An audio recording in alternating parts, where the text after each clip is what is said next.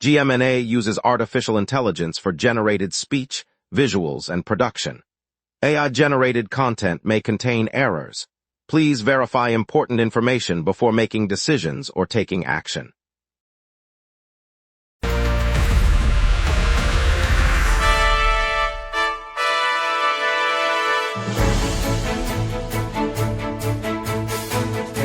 Live from the GMNA. Good night, Montreal, our top story. The Anti-Radicalization Center rebrands as Villes Sans Violence, expanding its mission. Tonight the sky stays mostly cloudy with a gentle chill at 19 degrees and a light northwest breeze. Victoire women's hockey celebrated their Walter Cup win at City Hall. Jeff Laflamme, I know you've got thoughts on this. The Victoire women's hockey squad just hoisted the Walter Cup at City Hall, a triumph that showcases Montreal's growing passion for female athletics and community pride. I love seeing those jerseys glitter under the mayor's banner. Hard work paying off, and the city's kids now have fresh role models to emulate on every rink. Beyond the trophy, the victory aligns with the new Municipal initiative funding women's sports, promising upgraded facilities and scholarships for aspiring players across the island. All right, let's get into it and see how this momentum translates into tonight's broader community updates, from housing initiatives to upcoming streetcar-free projects. Good night, Montreal, our top stories are coming up: politics, health, and the city's biggest developments, all delivered with the clarity you deserve. The Centre de Prévention de la Radicalisation Menant à la Violence announced on May 27 that it will rebrand as Villes Sans Violence and expand its mission across Montreal. Created 10 years ago to counter radicalization that could lead to violence, the center now aims to address a wider range of security concerns that emerged during the COVID-19 pandemic. Quebec officials say the new name better reflects a holistic approach, targeting not only extremist ideologies but also the social conditions that can fuel aggression.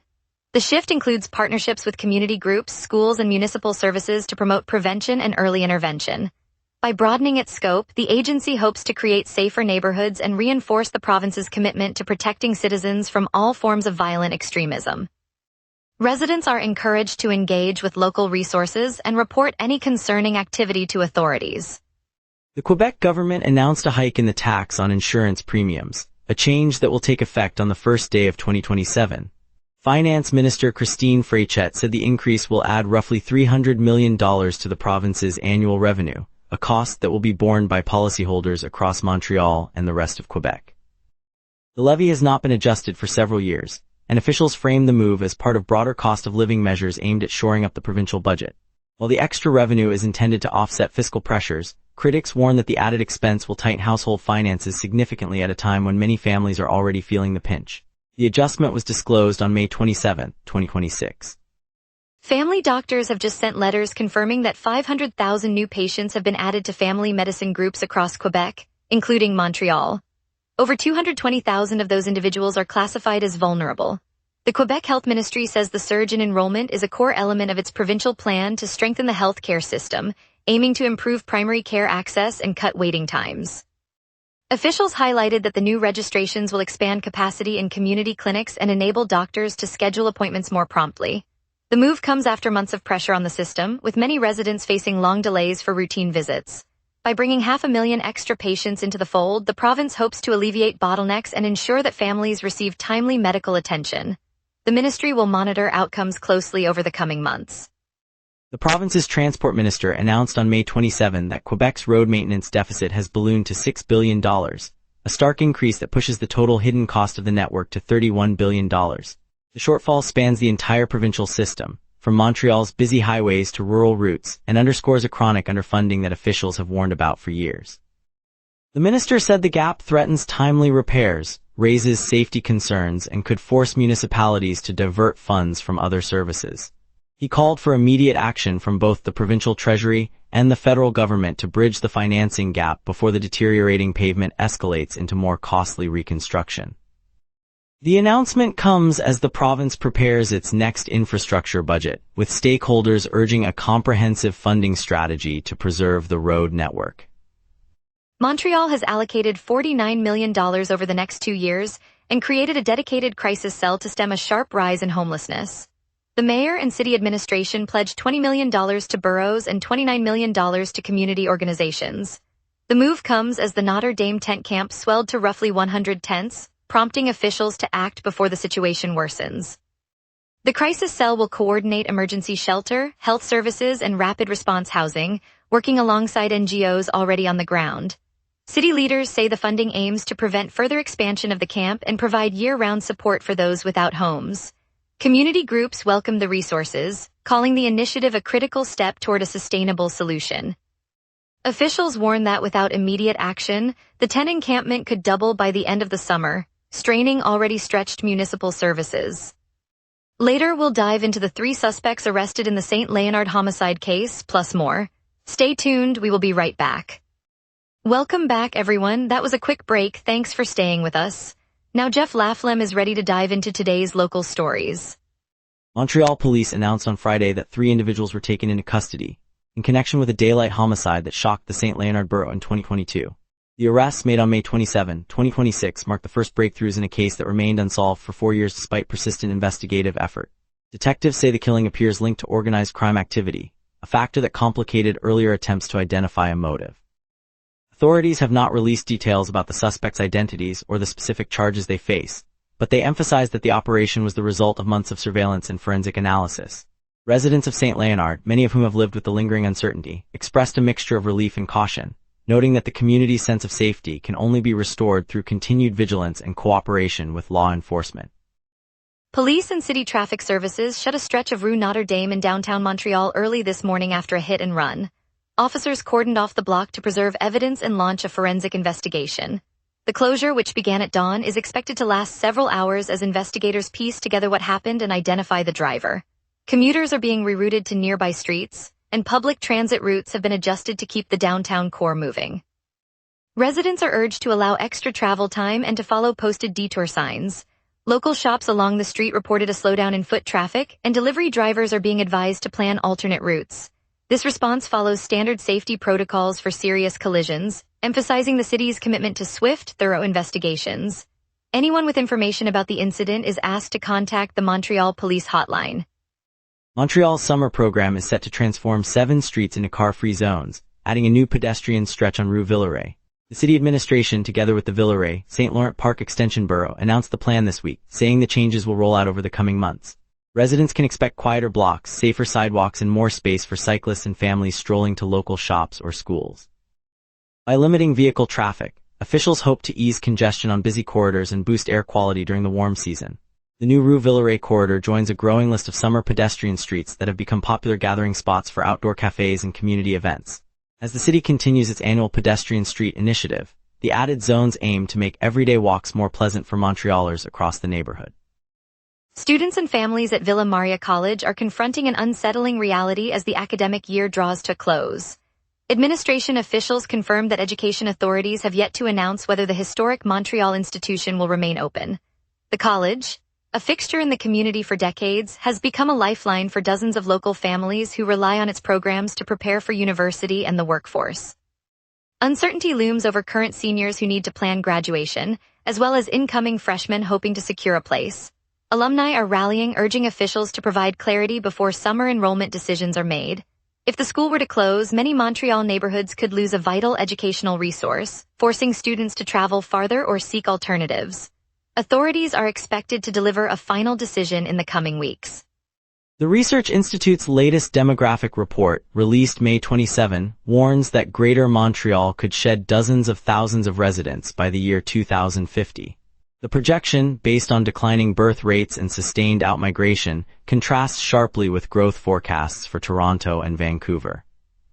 Demographers say the shrinkage would tighten the labor market, potentially driving up wages while also curbing the tax base that funds public services such as transit, schools, and health care.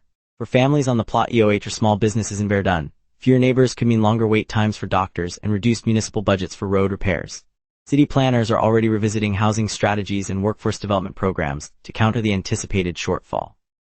The findings underscore a looming challenge for Montreal's economic vitality if the trend continues. Now let's turn to the forecast and see what tonight's sky has in store for Montreal. Tonight, Montreal sits under a mostly cloudy sky with a gentle chill at 19 degrees, feeling just the same.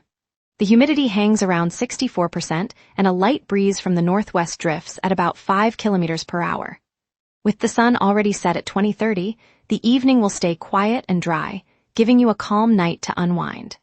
The early sunset gives the city a softer twilight, perfect for a late stroll along the river. Temperatures will dip through the night toward a low of 10 degrees by early morning, so a light jacket might be wise if you head out.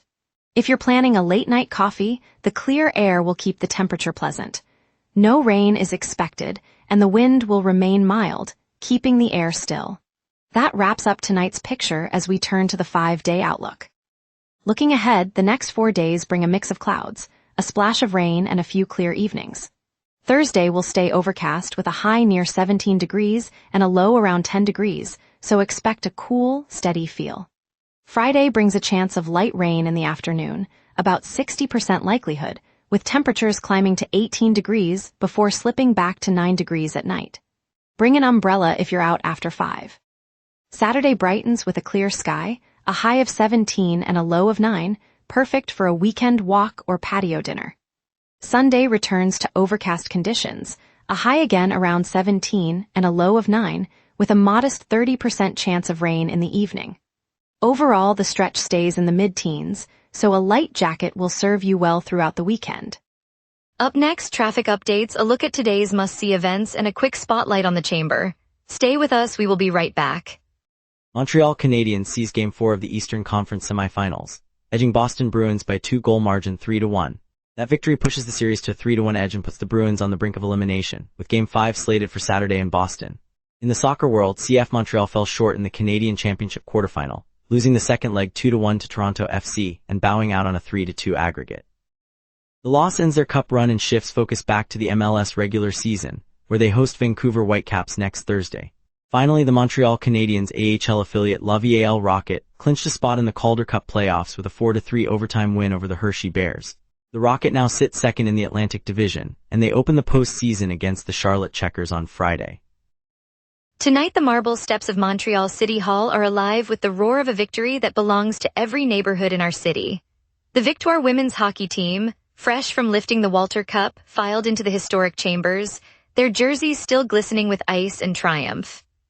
Captain Marie-Philippe Poulin led the procession, her smile bright enough to outshine the chandelier, and together the players placed the gleaming cup on the council table before signing the golden book that records the city's most cherished moments.